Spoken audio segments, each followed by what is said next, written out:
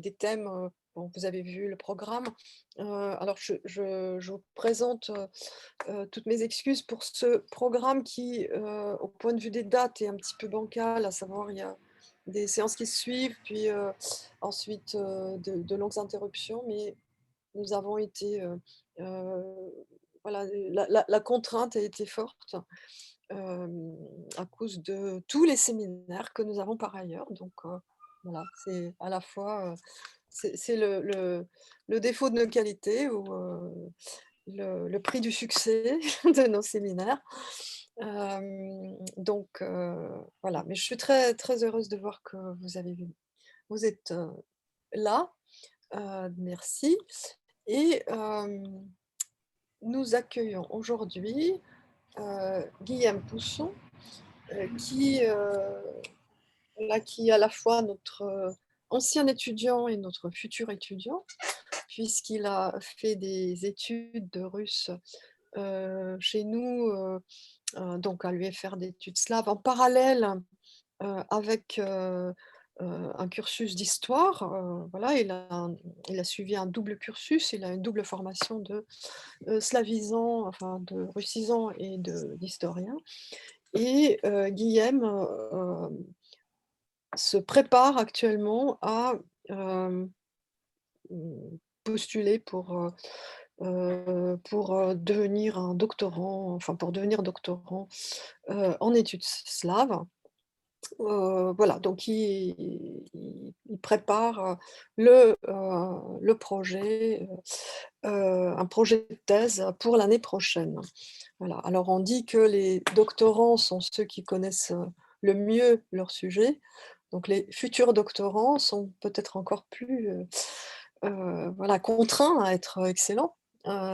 Et donc je vous dévoile, mais en partie seulement, son sujet de thèse. Il va travailler sur, Tolstoï, sur son sujet, donc ce sera Tolstoï économiste, hein, un sujet, très original et très, très intéressant et ce qui me ravit aussi, c'est que du coup, Guillaume rejoint notre, petite communauté de 19e avec, et de tolstoïens en même temps, avec Claire Delaunay qui, voilà, qui a donné l'exemple. Donc ce renouvellement des études tolstoïennes, vraiment est une très grande joie, parce que pendant, plusieurs décennies, il n'y a pas eu de thèse sur Tolstoï, en études slaves, hein. Il y en a eu en comparé, mais pas en études slaves, spécifiquement. Donc vous voyez tout ce qui repose, sur vos épaules, Guillaume et il va nous parler donc c'est en plus, évidemment une tâche un petit peu lourde que de commencer le semestre, hein, c'est un petit peu un rite de passage, auquel on vous soumet pour tester votre, résistance. Donc voilà, mais je pense que vous ne vous laissez pas décourager et du coup, je vous laisse la parole, hein, sur, donc vous avez pu lire, je pense que tout le monde a reçu le programme. Hem, donc je vous laisse la parole, Guillaume et Mhm. vous me dites, quand je dois partager l'écran Oui, pour que tout le monde puisse lire je les viendrai. citations. Elles sont numérotées, je vous donnerai les. Voilà. Donc dès que vous donnez le numéro, Mhm. Très bien. je partage l'écran. Bon, merci beaucoup de m'avoir invité. Merci pour cette introduction à la suite de laquelle je suis proprement terrifié. Euh, je vais euh, tenter de vous parler un petit peu des écrits politiques et économiques de Tolstoï, qui sont de plus en plus étudiés ces dernières années. Madame Delaunay travaille dessus, Madame Jorgensen a travaillé dessus. Il y a eu aussi une thèse de Renaud Garcia sur Kropotkin et Tolstoï qui est très intéressante et qui a abordé ces sujets-là. Et donc, tout ça, c'est des choses qui sont sorties pendant la dernière décennie. Il y a une chose qui revient sans cesse dans les écrits politiques, sociaux de Tolstoï, c'est la référence à Henri Georges. Et c'est de ce dont je vais vous parler plus précisément aujourd'hui, comment comprendre cette référence. Et je vais commencer par parler d'un événement de la vie de Tolstoï qui est survenu en septembre 1894 et que l'on retrouve à la fois dans les journaux de Tolstoï et dans les mémoires de Tatiana Tolstaya. Le père et la fille partent ensemble au domaine d'Ovsennikovo, qui se trouve pas très loin de Yasnaya Polyana, à une dizaine de kilomètres à peu près, pour négocier une cession des terres aux ouvriers agricoles qui exploitent. Ces terres-là n'appartiennent déjà plus à Tolstoï, puisque Tolstoï s'est débarrassé de toutes ses propriétés 3 ans plus tôt. Il ne voulait plus être propriétaire, il en a donné une partie à sa femme, à ses enfants, et cette partie-là revenait justement à Tatiana Tolstaya. Tatiana Tolstaya est très influencée par les idées de son père à cette époque, et elle non plus ne veut pas rester propriétaire. Elle va tenter de s'effacer progressivement de la gestion, elle va tenter de seulement louer, de confier ça à une sorte de métayer, mais ça ne lui va pas du tout. Il y a ce passage de ses mémoires, donc c'est la première citation. « Je me souviens de la première fois qu'ils, les paysans, sont venus m'apporter les traites. Dans la cuisine, en présence de notre maître queux, notre cuisinier Semyon Nikolaïevitch, 3 paysans sont arrivés avec l'argent. L'un d'eux ouvrit une petite bourse en tissu, vidant sur la table des roubles, des pièces de 20 et même de 5 kopecks, et les recompta minutieusement. Je restais planté là à attendre qu'il eût fini avant d'empocher ces roubles qui étaient le fruit. » Ouais. Pardon? Qu'est-ce que c'est? Alors, est-ce que vous voyez mon écran? Je ne sais pas, c'est le partage de connexion d'écran. Ouais. Non, mais je ne sais pas ce que c'était, cette intrusion un petit peu étrange. Bon, ça va, vous voyez donc la première citation? C'est assez grand pour vous? Alors, je peux agrandir? Je ne sais pas, parce que moi je le vois sur un petit écran. D'accord. Bon, là c'est mieux? Très bien. Voilà. Super. Je restais planté là à attendre qu'il eût fini avant d'empocher ces roubles qui étaient le fruit de son travail. En 1894, donc, Tatiana prend une décision. Elle décide de ne plus accepter le loyer de ses paysans, mais elle reste malgré tout en droit propriétaire et ça ne lui va pas du tout. Elle réfléchit à plusieurs variantes pour se débarrasser de ce titre. Et le 28 août, quelques mois avant la journée dont je vous parlais, quelques jours avant la date dont je vous parlais au début, elle parle de ça à son père. Et Tolstoï écrit dans son journal les 2 phrases suivantes. « Nous avons discuté avec Tania Dovsennikovo. J'aurais bien envie de lui arranger ça, de façon que l'argent de la terre aille aux dépenses communes, à la Henri Georges. » Alors, cet Henri Georges est un économiste américain, autodidacte, journaliste de formation. Il est né en 1839 à Philadelphie dans une famille, une famille épiscopalienne. Ça a son importance. Et à partir de 1879, il va promouvoir un projet de réforme fiscale qui consisterait à supprimer tous les impôts, à remplacer tous les impôts par une seule taxe sur les rentes foncières.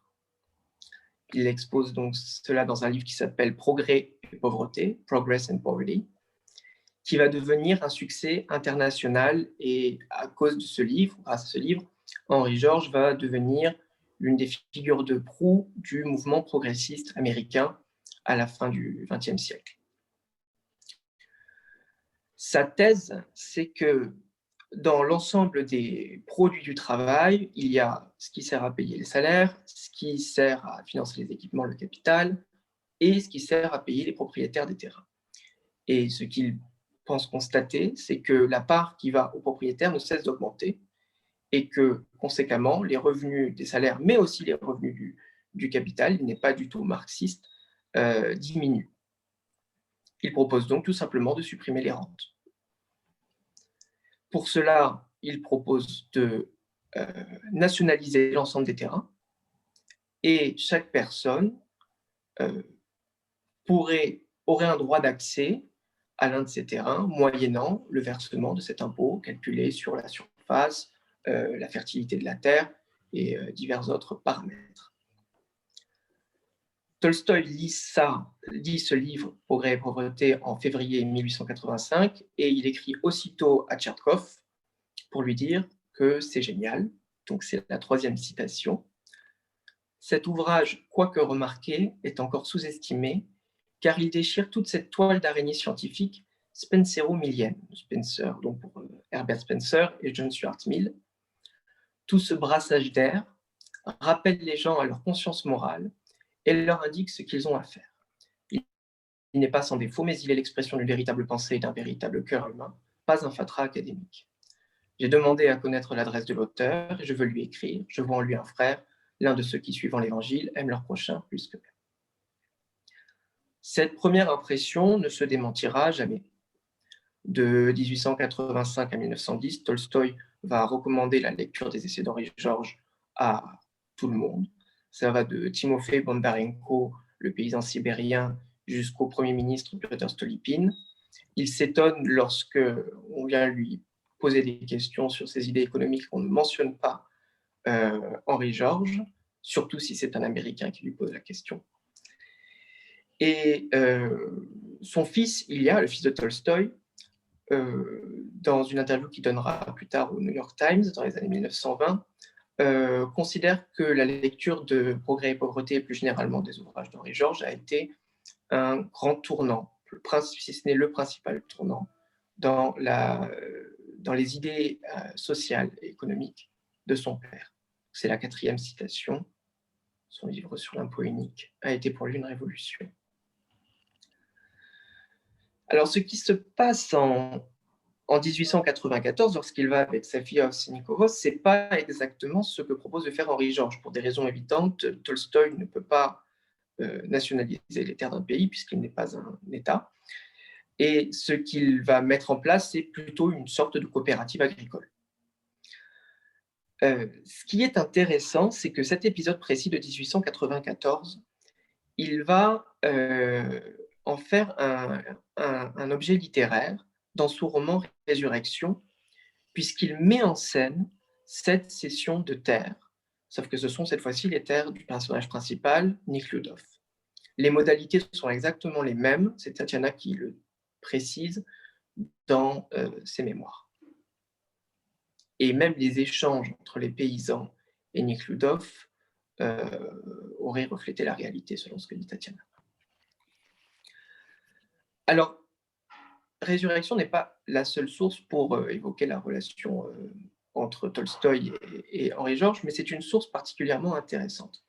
En général, on a eu tendance à se concentrer soit sur la correspondance, soit sur les écrits diaristiques, soit sur les écrits politiques de Tolstoï. Dans ces écrits, en général, la référence à Henri Georges est n'est jamais discutée. C'est ce qui a permis à beaucoup de chercheurs anglo-saxons, surtout des chercheurs qui sont acquis aux idées d'Henri Georges, d'affirmer que Tolstoï adhérait entièrement à la thèse de l'impôt unique, qu'il était géorgiste. Et historiquement, c'est vrai qu'après la mort d'Henri Georges, donc en 1897, Tolstoï va devenir l'un des fers de lance de ce mouvement à l'échelle mondiale. Il va en parler à Gandhi et à tout un tas de personnalités. Cela dit, dans Résurrection, on voit apparaître un début de complexité. D'abord parce qu'on a le cheminement du personnage, et ce cheminement, même s'il n'est pas exactement celui de Tolstoï, ce cheminement s'apparente vraiment à une conversion progressive. L'élément spirituel, on l'a vu dans le premier extrait de Tolstoï, que c'était surtout la dimension morale d'Henri Georges qui l'avait touché de prime abord. Toute cette dimension-là, elle est beaucoup plus développée.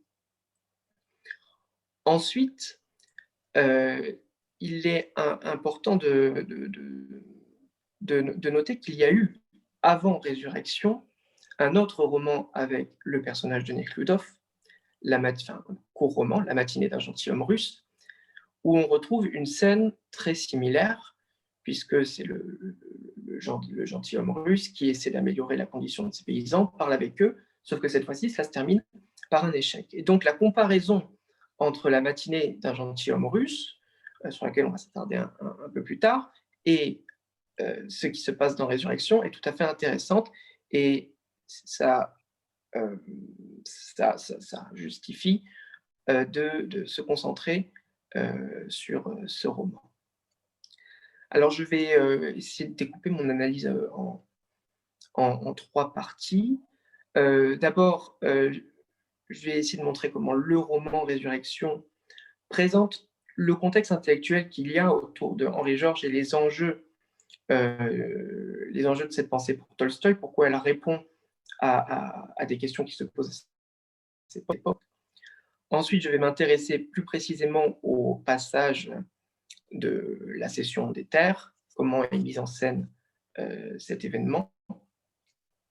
Et puis, à la fin, je montrerai aussi je montrerai comment l'auteur met en évidence les limites de son adhésion à Henri Georges en montrant que même si c'est une bonne solution pratique, il y a énormément de présupposés religieux et philosophiques qu'il ne partage pas.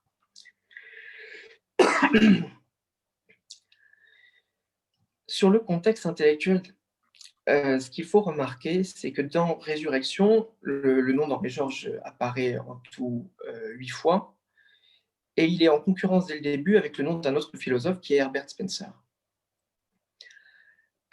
Pour Nekhludov, ces références sont, en tout cas au début du roman, mises à égalité. On nous dit que Nekhludov se rappelle qu'il avait lu dans sa jeunesse les écrits de Spencer, un écrit qui s'appelle La statique sociale, The Social Statics. Et pour lui, le contenu de ces écrits est exactement le même que les écrits d'Henri Georges. Cela semble très étonnant, puisque à la même époque, un petit peu avant, dans Le royaume de Dieu est en vous, Tolstoï dénonce Spencer comme l'un des faux apôtres du Christ. Il déteste son darwinisme social, son scientisme. Donc il est très étonnant de voir cette référence positive à Spencer. Ce qu'il faut voir, c'est que dans la vie de Spencer, il y a deux périodes, et là, il se réfère vraiment à un ouvrage de la première période. Et cet ouvrage a eu aussi beaucoup d'influence sur Henri Georges. Donc cet ouvrage, Les statiques sociales, est paru en 1851, donc bien avant. Et c'est dans cet ouvrage que l'on a pour la première fois l'idée de cette nationalisation des terres et de cet impôt foncier. Ça, c'est la citation numéro 5, la première en anglais. Voilà. Donc l'idée de Spencer, elle est très simple, c'est de nationaliser tous les terres, supprimer tous les propriétaires, faire de l'État le seul propriétaire et tout le monde ne paie rien loyer à l'État. Cette idée Henri Georges y fait délibérément référence dans son ouvrage Progrès et pauvreté, et il y aura même une querelle dans les années 80 entre Henri Georges et Spencer, non pas pour la paternité de l'idée, mais parce que Spencer ne défend plus du tout cette position. Et Henri Georges va attaquer Spencer en lui disant qu'il s'est dédié, qu'il a fait preuve de lâcheté intellectuelle. Et ce hasard de la chronologie explique que Nekhludov puisse associer les deux noms. Néanmoins, au moment où Tolstoï écrit cela, dans les années 1890, d'abord, il est au courant de la querelle entre Henri Georges et Spencer. Il sait que les idées de Spencer ont changé. Et donc, d'une certaine manière, il place le lecteur dans une position où il en sait davantage que le personnage principal. Le personnage principal, lui, croit qu'on peut associer ces deux noms.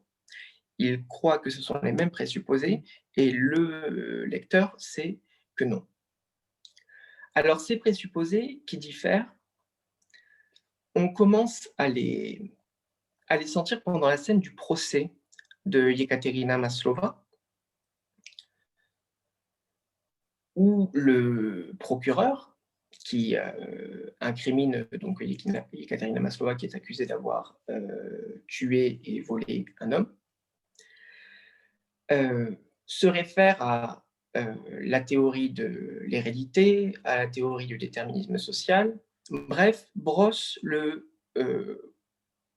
portrait d'une époque, l'atmosphère intellectuelle d'une époque, une atmosphère où les sciences sociales sont en train de se développer. Et ce qui gêne énormément Nekhludov dans cette rhétorique, c'est la dimension déterministe, la négation du libre arbitre.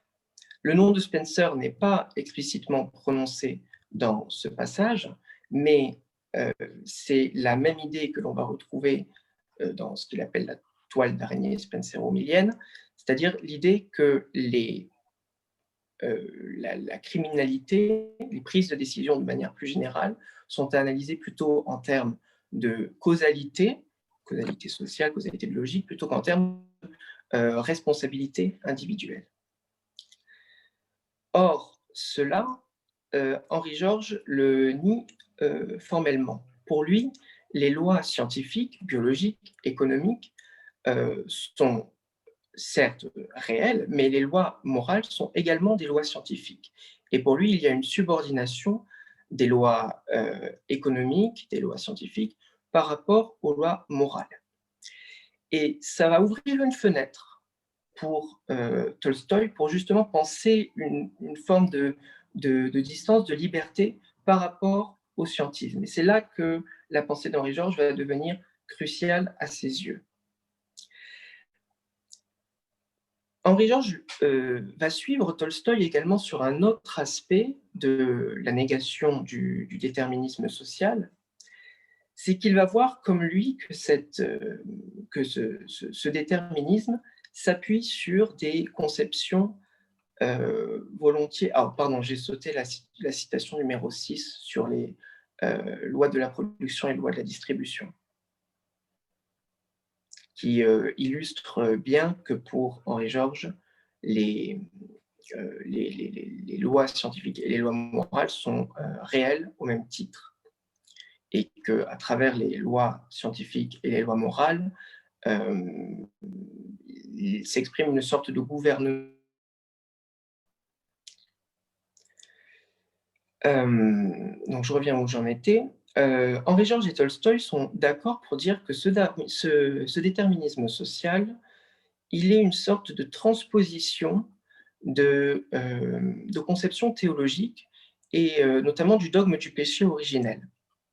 Cette idée, on va la retrouver chez Tolstoï beaucoup dans En quoi je crois, et chez Henri Georges, elle est surtout formulée dans un texte qui s'appelle La science de l'économie politique, qui est en fait plus un essai philosophique qu'un essai économique. Pour les deux hommes, il y a l'idée que si on considère que l'homme a chuté, alors, et de façon irrémédiable, alors on peut justifier les inégalités sociales de cette manière. D'ailleurs, Spencer va se référer à cette théorie aussi. Et c'est pourquoi Tolstoï, encore plus qu'Henri Georges, s'y attaque particulièrement, même si cela n'apparaît pas de façon explicite, dans Résurrection. Donc, vous pouvez trouver donc les citations suivantes. La première, elle vient de En quoi je crois, et la seconde vient de Social Problems, qui est un troisième livre de Henri Georges.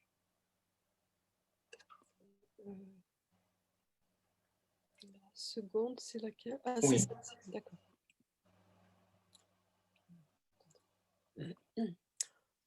Il est intéressant. C'est bon. Il faudra qu'on voit les deux en même temps. Oui, oui. C'est-à-dire, on va faire comme ça. Voilà. Voilà. C'est bon là?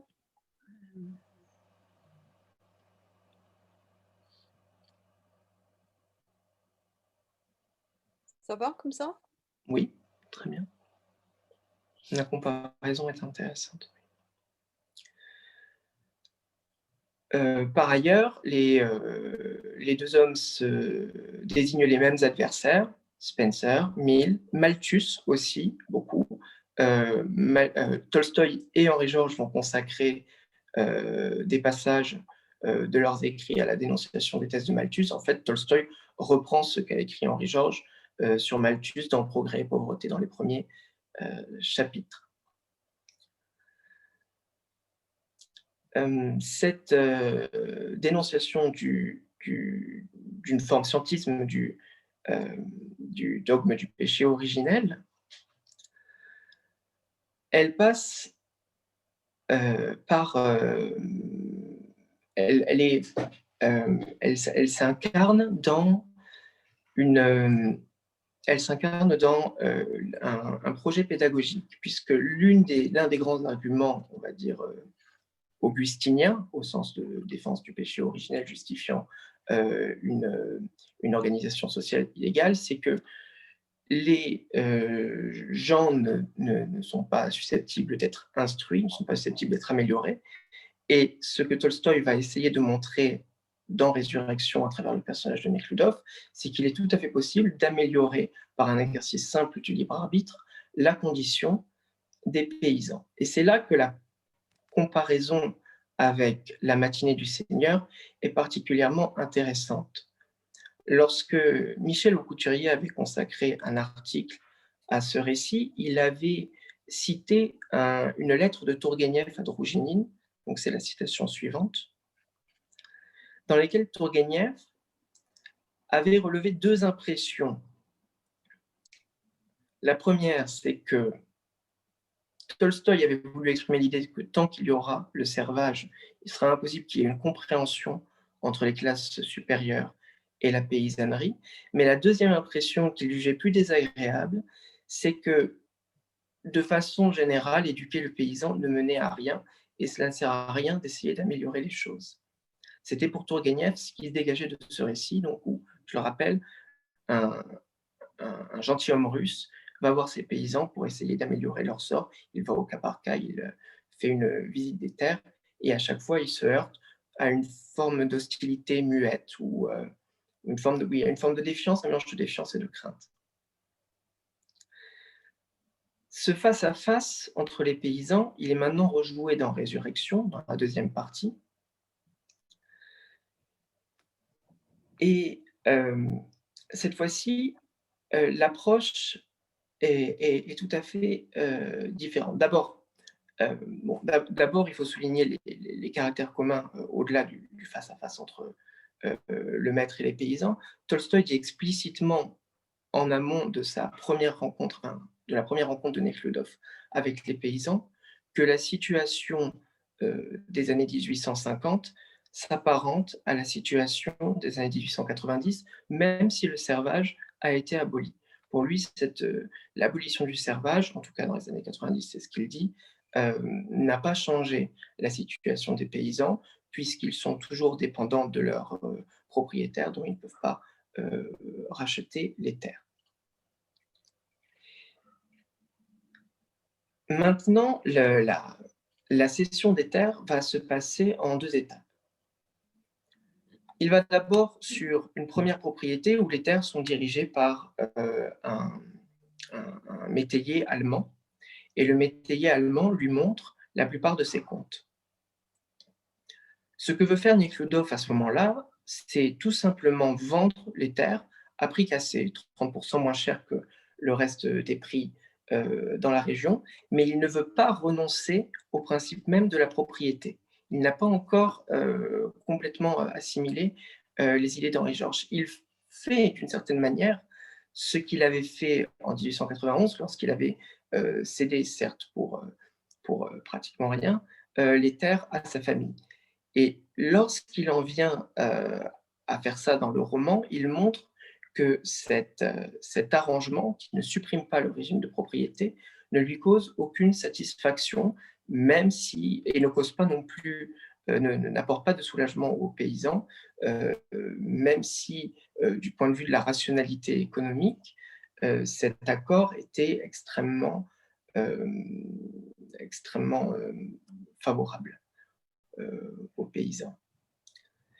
Il y a quelque chose alors qui le frappe particulièrement lorsqu'il examine les comptes de l'Allemand. Il voit que la cause de la pauvreté des paysans ne s'explique pas par une forme de rationalité impondérable, une loi économique qui s'imposerait à lui, mais tout simplement parce que le dirigeant allemand dégage des marges et réduit au minimum la valeur des grains qu'il achète aux paysans, du travail des paysans. Et c'est à partir de ce moment-là, après cette première session, qu'il y a un déclic chez Nekhludoff, qui se rend compte que beaucoup plus que des rationalités économiques impondérables, c'est des décisions particulières, ponctuelles, qui expliquent la situation sur ces terres et en extrapolant dans l'ensemble du pays. Et c'est précisément ce moment-là que choisit Tolstoï pour mettre en scène la révélation des idées de Henri Georges. Donc ça doit être la citation après celle de Tourguenieff. Celle encore après, voici, oui. Et il se souvint alors clairement des principales propositions d'Henri Georges, de son enthousiasme à sa lecture, et il s'étonna qu'il ait pu oublier tout cela.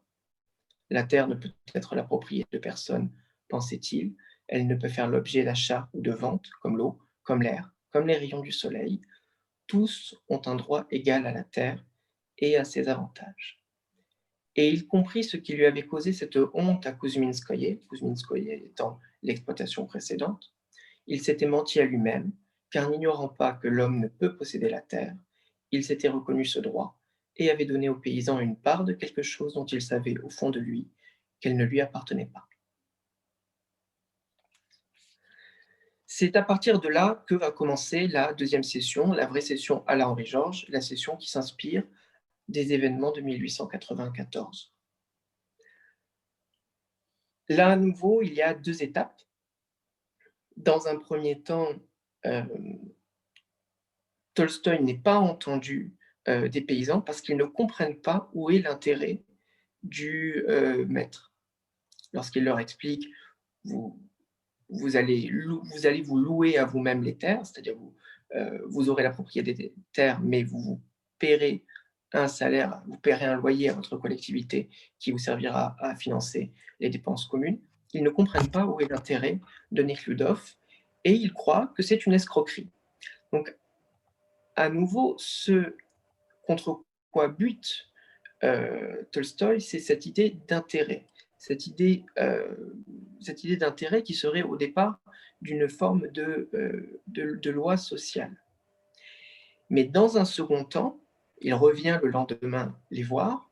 Cette fois-ci, il prend un comité restreint, c'est plus l'ensemble des paysans, et il arrive à se faire entendre et à expliquer les idées d'Henri Georges, et il le cite explicitement, avec l'idée qu'il n'est pas impossible de faire passer, entre guillemets, la culture livresque aux paysans à partir du moment où on se concentre sur les idées et pas sur la dimension, sur le fait qu'il s'agisse d'une autorité scientifique.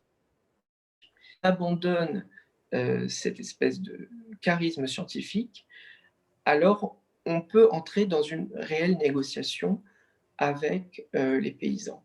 Et c'est là qu'il y a une dimension un peu autoréférentielle dans ce passage, que dans la matinée du gentilhomme russe, Nekhludoff n'avait pas été capable de faire cela. Et de façon plus générale, Tolstoï s'adresse aux partisans du mouvement de l'aller au peuple dans les années 60-70, au Rajenie v Narod. Il essaie de montrer où est-ce qu'ils n'ont pas réussi et pourquoi son fonctionnement a pu marcher. Les principaux traits qu'il souligne, c'est le fait qu'il a parlé à un petit groupe de paysans et qu'il a abandonné la position doctorale vis-à-vis d'eux. de façon, hem, alors plus sur la rhétorique de Nekhludov dans ce passage-là, on voit aussi que, ouais, mais je n'ai pas mis la citation là-dessus, je vais peut-être pas m'attarder du coup sur ce passage-là. Mmh, ce qui est important de remarquer, je vais essayer de mimer un peu le mouvement du texte, c'est que, dans un premier temps, lorsqu'il leur parle d'Henri Georges, il ne propose pas l'idée, il dit: «Il faut partager les terres» et il laisse les paysans leur proposer leurs variantes et à chaque fois, il va, montrer que cette variante ne fonctionne pas et d'ailleurs, il reprend à ce moment-là des arguments qui sont des arguments de Spencer ou des arguments d'Henri Georges, sans jamais les citer et lorsqu'il a emmené, en fait, son auditoire au même degré de perplexité dans lequel il se trouvait avant d'avoir lui-même la lecture, de faire la lecture d'Henri Georges, ce n'est qu'à ce moment-là qu'il leur propose, le discours, livresque, en quelque sorte. Donc ce mouvement binaire entre l'égarement et puis ensuite, l'illumination, puisque malgré tout c'est quand même une forme d'exposition un petit peu, doctorale. Ce mouvement binaire, il est très intéressant parce qu'on va le retrouver aussi dans les écrits religieux de Tolstoï. Dans Ma Confession, c'est une succession d'apories. On cite Schopenhauer, Socrate, Platon, qui disent qu'il y a, que la vie ne vaut rien. Et ensuite, dans un deuxième temps, une forme de révélation. C'est intéressant de voir que sur les questions économiques, il emploie le même chemin rhétorique. Je passe maintenant à ma dernière partie qui est consacrée aux limites de l'adhésion de Tolstoï au géorgisme telles qu'on les aperçoit dans Résurrection. Parce qu'en effet, le roman ne se termine pas sur cette scène et même si elle a un aspect central puisqu'elle est au milieu du livre, euh, Nekhludov part ensuite en Sibérie suivre Yekaterina Maslova et il est tout d'un coup confronté à beaucoup d'autres théories sociales, façon de parler. C'est-à-dire qu'il rencontre les bagnards politiques, qui peuvent être marxistes athées, comme Novodvorov, ils peuvent être plutôt réformistes, comme le personnage de Nabatov.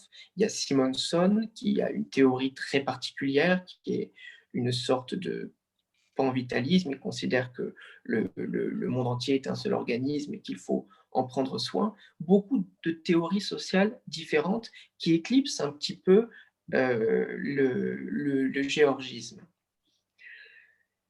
Et à leur tour, cette espèce de bestiaire de théorie sociale est effacée par l'exposition des 5 commandements du Sermon sur la montagne que vous trouvez déjà dans En quoi est ma foi et dans les différents écrits religieux de, de Tolstoï.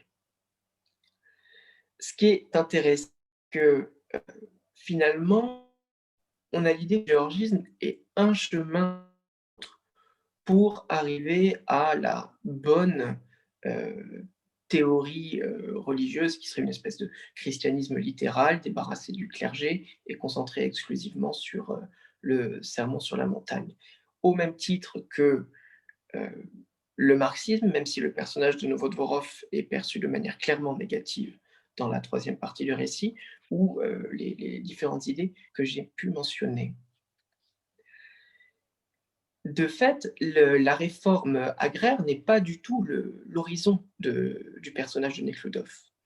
Pour lui, c'est d'abord un problème existentiel. Il ne veut plus être propriétaire, il veut suivre Maslova et il ne veut pas commencer sa nouvelle vie dans ce qu'on pourrait appeler un état de péché. La préoccupation économique est véritablement secondaire, ou plutôt elle n'est que la première étape, pour reprendre le titre d'un article de Tolstoï, La première marche, qui est publié en 1891.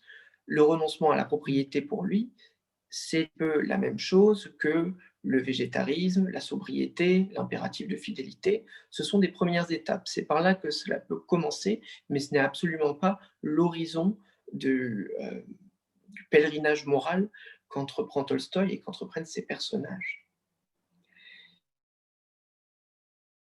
Important de noter qu'après la cession des terres, l'ambiance de résurrection devient extrêmement funèbre. Le prince comprend qu'il ne pourra pas en fait se marier avec Maslova, que ses désirs n'aboutiront pas, qu'il va devoir renoncer à tout et que la propriété n'était que le premier des renoncements. Et en fait, on est face à la thématique du dépouillement qui précède la bonne mort, ce qui est la mort souhaitable, la mort comme la mort du paysan dans les trois morts. Et c'est dans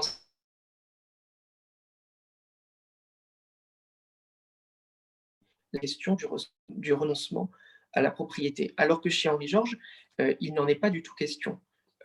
Pour lui, c'est un état social valable en soi et qui doit prospérer, aller vers une amélioration permanente de la société. Un point également qu'il faut remarquer, c'est que la démarche de Nekhludov, comme l'a été celle de Tolstoï en 1894, est une démarche strictement personnelle et que Henri-Georges, à titre individuel, ne considère pas que l'application d'une coopérative agricole est nécessairement souhaitable. Et cette dimension individuelle, je la trouve particulièrement intéressante parce que finalement, la dimension, la théorie d'Henri-Georges n'est pas présentée comme quelque chose qu'il faudrait. Elle n'a pas une valeur morale. C'est plutôt l'esprit dans lequel elle s'inscrit qui peut avoir une dimension morale. Et en quelque sorte, oui, comme je le disais tout à l'heure, elle n'est vraiment qu'une première étape et il n'y a pas de canonisation de la théorie d'Henri-Georges. On touche là, à mon avis, à l'une des divergences essentielles entre Tolstoï et Henri-Georges, qui est que pour l'Américain, ce qui va compter, c'est la conversion de la société. Et en ce sens-là, il est même assez proche de personnes comme Spencer ou comme John Stuart Mill. C'est vraiment un projet de réforme sociale.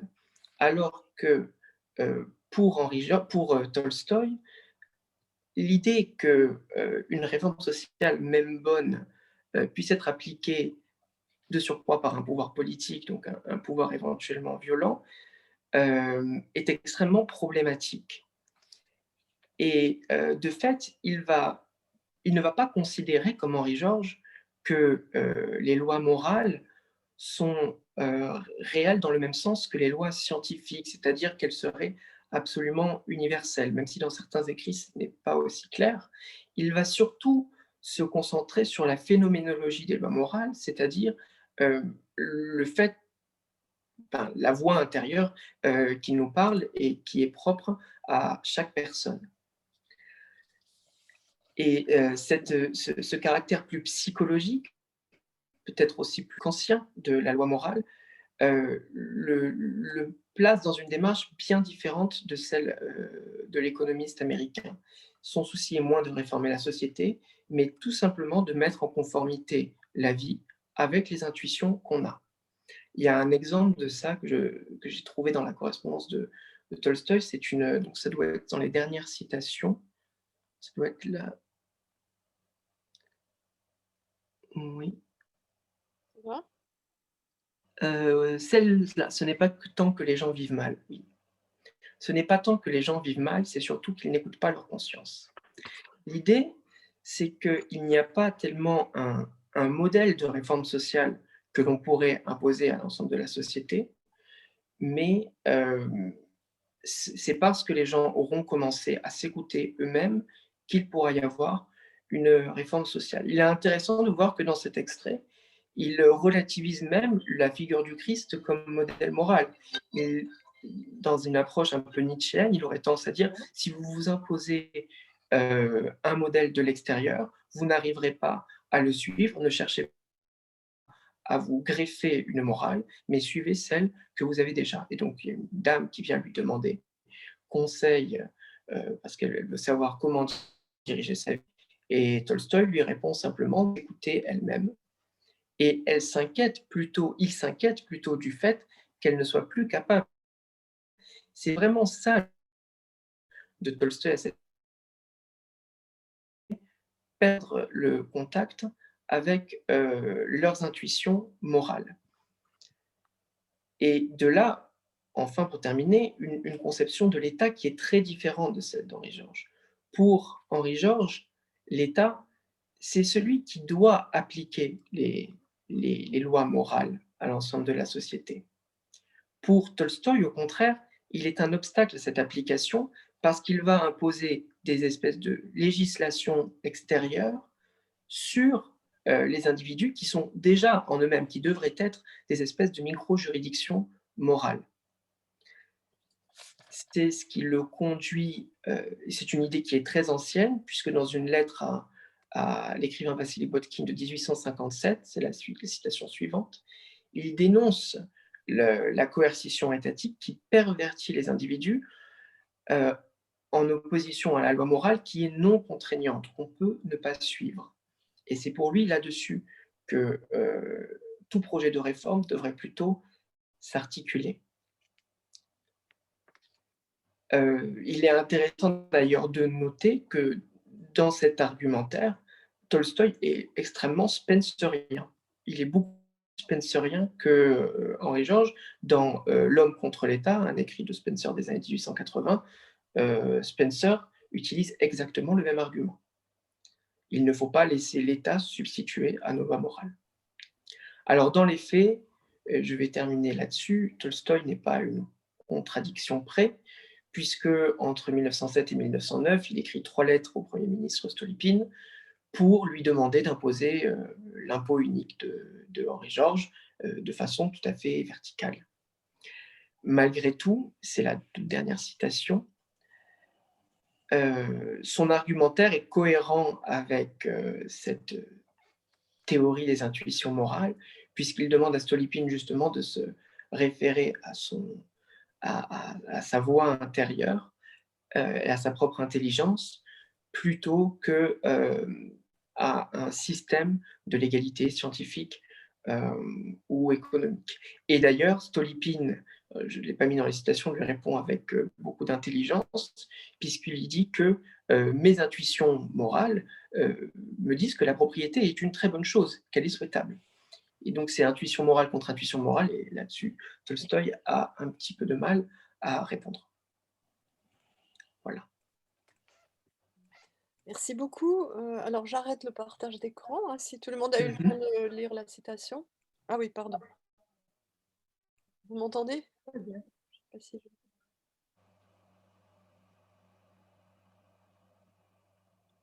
Voilà. Merci beaucoup, Guillaume, pour cet exposé passionnant. Et très, comment dire, qui nous met en contact aussi avec des éléments de la réflexion de Tolstoï, qu'on laisse souvent de côté, hein. Euh, voilà, donc je suis sûre qu'il y aura des questions. Voilà, je laisse la parole à la salle. Rodolphe a demandé la parole. Oui, merci beaucoup, Guillaume. C'était très intéressant. J'ai des questions assez factuelles. Donc, étant peu informé sur ces questions, d'abord, est-ce que vous pourriez nous dire quelques mots peut-être supplémentaires sur la diffusion de la pensée de Henri Georges en Russie par d'autres canaux que l'intérêt personnel de Tolstoï? Est-ce que vous savez si il a été traduit, par Oui. qui, si on l'a discuté dans la presse, s'il a eu un impact sur d'autres écrivains que Tolstoï?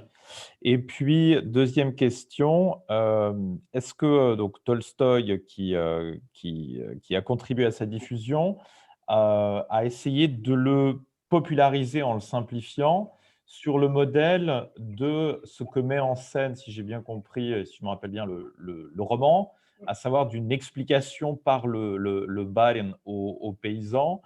Et est-ce que, par exemple, les idées de Henri Georges font partie des choses que Tolstoï essaie de populariser en les simplifiant via l'entreprise du посредник? Alors, les canaux de diffusion, la traduction a été faite par Nikolaïev, qui est un ami de Tolstoï. Dès qu'il le lit, Tolstoï a l'intention d'en faire traduire une bonne partie. Il y a un autre canal important pour la diffusion des écrits d'Henri Georges, c'est une amie de Tolstoï, une journaliste, Varvara Yelagina, qui a épousé donc un journaliste américain, et c'est souvent par elle que Tolstoï va se procurer les écrits d'Henri Georges, notamment une fois en 1894, elle lui amène plusieurs ouvrages au moment de la mort de d'Alexandre III. Ensuite, sur la popularisation des idées d'Henri Georges, je me suis concentré sur le roman, mais il faut bien voir que presque tous les écrits sociaux, économiques et politiques de Tolstoï parlent d'Henri Georges à différents degrés. Par exemple, dans Tak što že nám dělat, Henri Georges va être mentionné. Il y a le passage dans l'argent, si je ne me trompe pas, c'est dans l'argent. Je parle sous la surveillance de Madame Jorgensen, mais qui commence par une scène d'un père et son fils travailleurs travailleurs paysans, qui amènent justement le produit de leur travail au propriétaire, qui est transformé en argent, un argent qu'ils n'ont pas, et le fils demande à son père pourquoi, pourquoi c'est pas nous qui avons l'argent de notre travail. Et à partir de ce procédé de mise en évidence, il va commencer à expliquer la